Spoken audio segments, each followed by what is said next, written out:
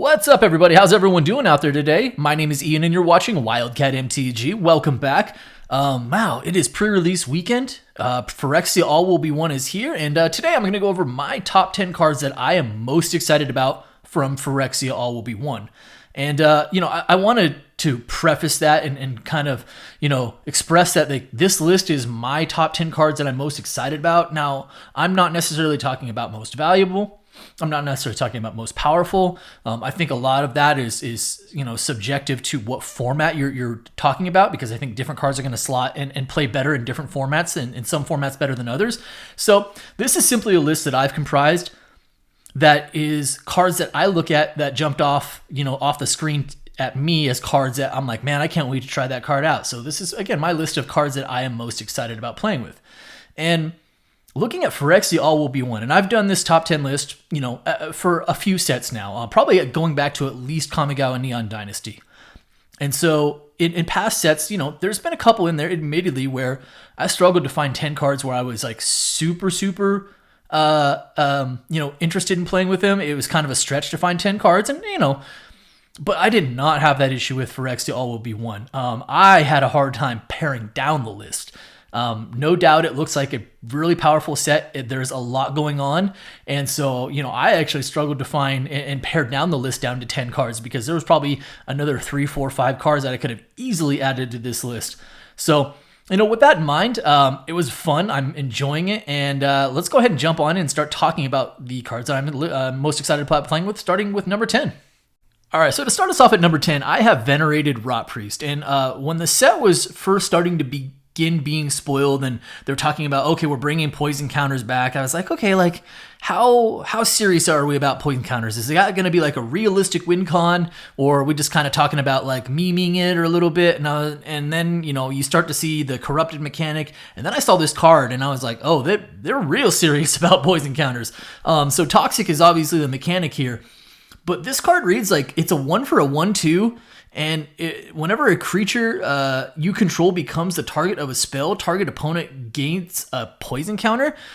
In a format that has a Tamiyo safekeeping like standard, or if you're talking about even within the set, there's also an uncommon, a green uncommon, that for 1 mana can give your creature hexproof and indestructible. There's very easy ways to protect this that also target the creature. It just seems like this card by itself can be built around to win a game without ever even having to attack, and that is crazy. This card seems like it has some real potential in multiple formats. I'm curious to see if it's even, I don't know, I'll stop well short of saying, busted or broken or whatever, but just being able to drop a 1-drop and then continuously targeting your own creature with spells just to generate poison counters and killing an opponent that way, it seems like a very realistic way to win a game. I'm curious to see how this plays out in actual practical gameplay, but it's definitely a card I'm looking forward to trying out. All right, so next up at number 9, I have Skrels Hive. And, the obvious comp or comparison is Bitter Blossom. And that's the sort of card that these sort of cards are always compared to, because I think that's sort of the gold standard. And Bitter Blossom, it creates a 1/1 flying fairy at the beginning of your upkeep. You lose a life. We saw a card similar to that in, I think it was War of the Spark. We got Dreadhorde Invasion. The biggest problem with Dreadhorde Invasion was that it created a zombie, but at the beginning of your upkeep. But if you already had a zombie, it just amassed. So it took your existing zombie and it made it bigger. But that takes away the go wide component, right? Because you're not getting multiple tokens. You're just getting one token that continuously gets better or bigger, but it still dies to a single piece of removal. Skrels Hive gives us a better look at a card that operates and plays a lot more like a Bitter Blossom. At the beginning of your upkeep, you lose a life. Okay, you can create a 1/1 colorless Phyrexian Might artifact token with a toxic 1, and it says also this creature can't block. It also has Corrupted, so as long as an opponent, or the enchantment rather, has Corrupted, so as long as an opponent has 3 or more poison counters, creatures you control with toxic have lifelink. I do like that it says creatures you control, not just the mites have lifelink. So that is kind of a bonus there. I don't like that the mites can't block. It at least is giving you a mite every turn, so it gives you that go wide component that Dreadhorde Invasion was lacking and what we've come to know and expect from, say, Bitter Blossom. But I'm interested to see how this plays. I'd love to see this deck, in a Bitter Blossom deck, maybe like an Orzhov commander deck where, you're wanting to go wide or where you're wanting to have sacrifice components. I think that's where this really plays well. But I'm interested in actually trying this card out to see if it plays a little bit better, more like a comp to Bitter Blossom. So again, at number 9, that's where I have Skrels Hive. All right, so next up at number 8, I have Blade of Shared Souls. And Blade of Shared Souls is an artifact equipment, but it's a blue artifact equipment. It costs 2 colorless and 1 blue mana to cast, and it has 4 mirrored on it. And that reads, whenever the equipment enters the battlefield, create a 2/2 red rebel creature token, then attach this to it. It also reads, whenever Blade of Shared Souls becomes attached to a creature, for as long as Blade of Shared Souls remains attached to it, you may have that creature become a copy of another target creature you control, and then you can equip it for 2 colorless mana. So this is going to play a lot like, it really closely resembles Mirror Image. They have the exact same casting cost, and you get to copy another creature you control. The biggest difference between the two is going to be that with Mirror Image, you're getting the benefit of a enters the battlefield trigger if one exists when you copy the creature, because Mirror Image reads when this enters the battlefield, copy target creature. So you're going to get any enters the battlefield trigger that is associated with the creature that you copy. Whereas with Blade of Shared Souls, it's attaching to a creature that's already on the battlefield, so you're not going to get that ETB. That being said, I still think this card is pretty cool because you can still take advantage of attack triggers, you can still take advantage of cast triggers, and the fact that it's an equipment and for a fairly nominal cost of 2 colorless mana, you can continue to move it around because it's whenever it attaches to a creature, so you can move it around the battlefield, attaching it to different creatures and then having it become a copy of different creatures that you control. And again, hopefully, I think the idea is taking advantage of cast triggers and or attack triggers. So I'm actually looking forward to playing with this card. I think it's very neat. I'm looking to see what sort of possibilities are out there. So Blade of Shared Souls. All right, so next up at number 7, I have Black Sun's Twilight, and it is a black instant that costs 1 black mana plus X, and it says up to 1 target creature gets -X until end of turn. If X is 5 or more, return a creature card with mana value X or less from your graveyard to the battlefield tapped. And so this is part of a cycle. Every color got a different Twilight. And with Black Sun Zenith, I feel like this is a particularly important card in this set because there are a lot of creatures that are have the capability of becoming indestructible in the set or are indestructible. And giving it -X allows you to, reduce the toughness below 0, which gets around the indestructible in that way, right? So it's not a damage thing; it's that it eliminated the toughness of the creature. And when you have a whole cycle of Phyrexian monsters that can become indestructible, having a way to get them off the battlefield is of the utmost importance. Simultaneously, also, I think this card actually has pretty good value to it, right? If you think about the X portion being 5 or more, when you reanimate a creature, usually, there's some uncommon in every set now that basically reanimates a creature, and the going rate on that seems to be about 5 mana value to reanimate the creature. Well, not only can you kill a creature, giving it, for 6 mana, giving a creature -5/-5, but then also by having X be 5 or more, it allows you to reanimate your own creature. So for 6 mana, getting to do away with one of your opponent's creatures and then also reanimating one of your own that has a mana value of 5 or less, if X is 5, that seems like pretty good value. And yes, it does come into the battlefield tapped, but that's okay. It doesn't necessarily, it would be great if it didn't, but I still think that this card has a lot of 2-for-1 possibilities to it. Again, especially since the fact that it plays instant speed. So Black Sun's Twilight, again, I think this is going to be an important removal set in the meta, and I'm looking forward to actually doing some other shenanigans with it as well. And speaking of Phyrexian monsters, at number 6, I have Sulfum Mayhem Dominus. It is the first of our Dominus cycle that appears on the list today. And it is a 2 colorless, 2 red, 5/4 red creature. And it says if a source you control would deal non-combat damage to an opponent or a permanent opponent controls, it deals double that damage to that player or permanent instead. And then for 1 colorless mana plus 2 red Phyrexian mana, you can discard 2 cards and put an indestructible counter on Sulfum Mayhem Dominus. So my practical application for this is definitely commander based. I have wanted to put together, a red burn focused deck for a while now, and I just haven't really settled on a concept or a commander. Concept, kind of speaks for itself, but to me, I'm actually really looking forward to building around this card as a card that I can, have that commander deck that actually is focused more on just dealing damage. Usually, just good old-fashioned lightning bolts, fireballs, whatever the case may be, through all sorts of non-combat damage. So this card complements that very well. And the fact that it can actually stick on the battlefield by discarding cards and putting that indestructible counter on it, it makes it something that I'm actually, again, really excited about building around as far as commander is concerned. All right, we've now reached the top 5 of our list, and for number 5, I have Karumanix The Rat King. It's 3 for a 3/3. It's a legendary Phyrexian rat with Toxic 1, and it also says other rats you control have Toxic 1. When Karumanix enters the battlefield, look at the top 5 cards of your library. You may reveal any number of rat cards from among them and put the revealed cards into your hand. Put the rest on the bottom of your library in a random order. So, man, Rat Tribal just got a nice little boost, and I'm not sure whether he's the commander or whether he's part of the 99. I like him as a commander because certainly entering the battlefield and looking at the top 5 cards and putting those rats in your hand is a nice little way to help bring value and refill your hand. It definitely seems like it wants to do the toxic thing since it's giving, the poison counter thing since it's giving all of your rats Toxic 1. I think Rat Tribal is particularly intriguing. I think it has some oomph behind it, and it's something I flirted with putting together. And I'm thinking that Karumanix might have been the thing that finally makes me actually want to build a Rat Tribal deck. So there we go, Karumanix the Rat King.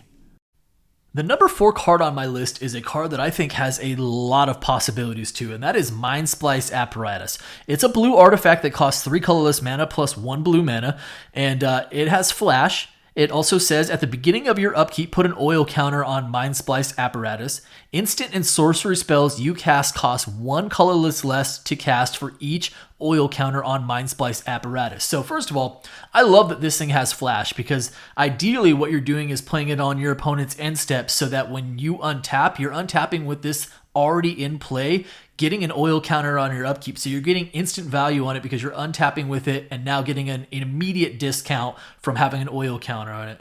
Secondarily, looking at the list of cards in this set, there is a myriad of ways to move oil counters around, add oil counters. Oh, and by the way, this set is littered with proliferate.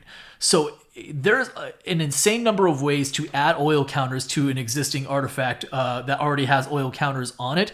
And knowing that each one of those oil counters is discounting your instant and sorcery spells by a colorless mana, it seems insanely easy to start having big 3, 4, 5, 6 mana spells start casting, start costing 3 or 4, even 4 less mana.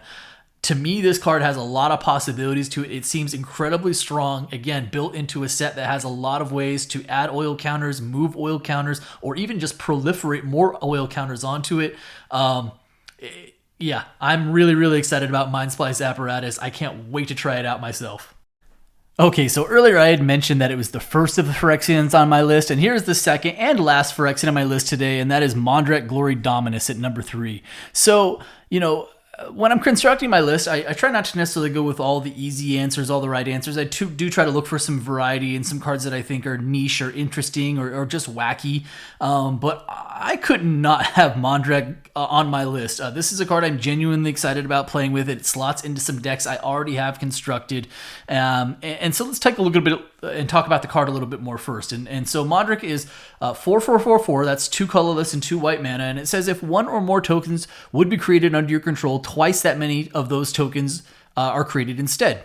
It also has for 1 colorless mana plus 2 Phyrexian white mana, sacrifice 2 other artifacts and or creatures and put an indestructible counter on Modric Glory Dominus. So, it's essentially an Anointed Procession on a creature, right? Anointed Procession is already a very heavily played enchantment in Commander and it is quite valuable. So putting this on a body, and not just a body, but a legendary body, no less, gives this card a lot of push, a lot of value to it. It can be played as your commander, or it can be easily slotted into any token strategy that you're running that has white in it as part of the 99. It's well costed as 4 for a 4/4. And then, just like the rest of the Dominuses, it has this ability to do something to activate it without tapping it. so that you can put an indestructible counter on it at instant speed, which is, it just gives a lot of flexibility. And again, you're doubling up on your redundancy because you're getting your anointed procession and then your anointed procession on a creature. Heaven forbid you should actually have both of them in play. For me, this card already slots into a couple decks that I have built. I'd be lying if I said I wasn't really, really pumped about adding this card into those decks. So one of the other things that we get from Phyrexia AWBO is a whole bunch of completed Planeswalkers, and the one that I am most excited to try out myself is Nissa Ascended Animus. So Nissa is a total of up to 7 mana value, so it's 3 colorless, 2 green mana, and then 2 green Phyrexian mana, meaning that either life or green mana, additional green mana, can be paid for it. So let's talk about Nissa's abilities first, and then we'll come back to the actual casting cost here. So for +1 loyalty, create an XX green Phyrexian horror creature token where X is Nissa Ascended Animus loyalty. And then for -1, you can destroy target artifact or enchantment. And then the big one is for -7 until end of turn, creatures you control get +1/+1 for each forest you control and gain trample. So to me, this is a card that for the full cost can just come down in end games. I mean, honestly, it reminds me of Crater Hoof on a Planeswalker, right? It's not the exact same thing, but it is very close in that, when this card comes down at full loyalty, the ability to activate and essentially ultimate right off the bat allows you to give all of your creatures +1/+1 for each forest and trample. It is, Nissa Hoof Behemoth, really. And, yes, I understand that it's restricted to forests only, but with cards like Yavimaya Cradle of Growth and cards that allow you to search for land cards in your deck and either add them to your hand or the battlefield, it's not necessarily that hard to pull off. And again, the flexibility of her in that she can actually create and protect a token that protects her, or for -1 actually seems like almost like the worst of the abilities, because it's like, oh well, I only get 1 Planeswalker activation, I'm using it to remove a loyalty and just destroy 1 artifact or enchantment, or for 7 I can just try to end the game. This card is absolutely bonkers. Yes, I think that you have to build around it. It doesn't just slot into any deck because, again, you have ambitions of ultimating it. You want to have several forests in play. But this card is just an absolute monster of a card. I can't wait to try it out. So at number 2, I had Nissa Ascended Animist. Hold on to your butts, because at number 1, we have Tyrannix Rex. Jurassic World has called, and they would like their genetically altered dinosaur back. I am very excited about this card. I cannot wait to play with this card. I still like big green giant monsters, and I'm not ashamed to say that out loud. A little backstory. I rejoined Magic in 2019 as Ixalan and Dominaria were getting ready to rotate out of Standard. So while I'm aware of the existence of Carnage Tyrant, which this is, I think, the natural comp to, I didn't have a chance to play with Carnage Tyrant because I didn't want to purchase them again, knowing that they were getting ready to rotate and that it probably wouldn't see a lot of play in other formats. So me seeing this card, and Carnage Tyrant was well costed at 6 for a 7/6, can't be countered, trample, a lot of good stuff going on there. Well, for 1 additional mana, 7 for an 8/8, now I'm getting a can't be countered, trample, haste. Not quite hexproof, but Ward 4 is pretty close to hexproof at that point. And on top of this, we're getting Toxic 4. So even if they put their best blocker in front, if you trample over for even 1 damage, you're laying 4 poison counters, which is really laying the pain. So you're automatically getting your Corrupted in there because now your opponent will have more than 3 poison counters or 3 or more. This card seems really, really good. And obviously green is the right color to be able to ramp into 7 mana. 7 mana and green is more like, that's like more like 5 mana for most other colors, or even 4. An 8/8 can't be countered with haste and trample. Man, sign me up. I am really, really pumped about playing with some Tyrannix Rex. And I'll be obtaining some copies of this card real quick. So that does it for me today. That is my top 10 cards I am most excited about. But now I want to hear from you. what are some cards from Phyrexia AWBO 1 that have really got you cooking, that have really got you brewing, that have really got your excitement level, really at a high level? I want to hear what cards are your go out and get and acquire copies of and slot into decks as quickly as possible, as quickly as you can get your hands on them. Let me know in the comments. Thanks for taking the time to listen, everybody. And if you enjoy the content and you're not already subscribed, do me a favor, hit the subscribe button for me and hit that like button for me. And again, drop me those comments. Appreciate each and every one of you. And be well, everybody.